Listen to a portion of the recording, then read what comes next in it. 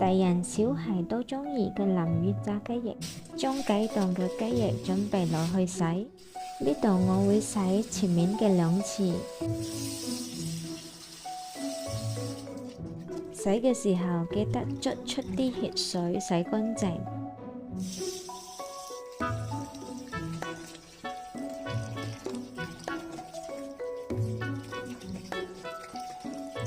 加少少麵粉，再注入清水，呢個可以將啲雞腥味去除。然之後將佢浸過大約10分鐘，最後再將個雞翼洗到最後一次。調炸好需要用到嘅玉米粉，大約需要4湯匙。粘米粉同樣都係4湯匙。加入胡椒粉、啲鹽、一些些雞精調味、1匙羹的糖、紅蔥頭、蒜米同埋薑，將佢哋中腍，將啲汁淋入雞翼嗰度，半湯匙麻油。一啲啲蠔油，一塊南乳加埋啲汁，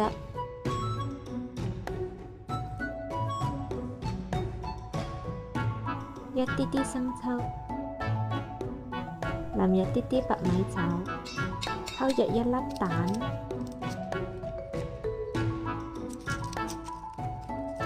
倒入調好嘅炸糊料，將全部撈勻。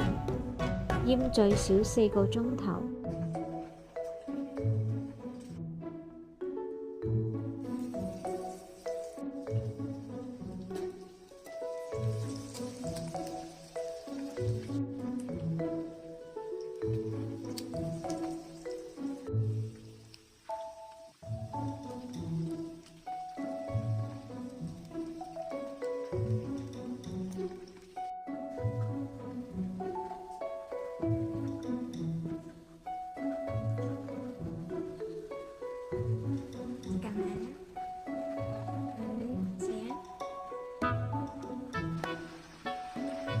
哇，好香啊！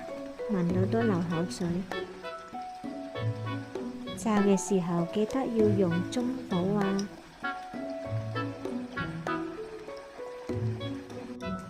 將雞翼炸到金黃色，個飯都煮好咗啦。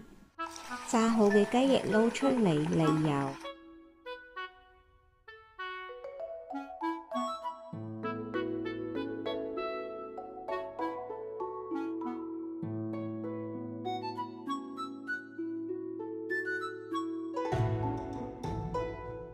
先唔同你講啦，我要開餐啦。喜歡我的分享，關注我。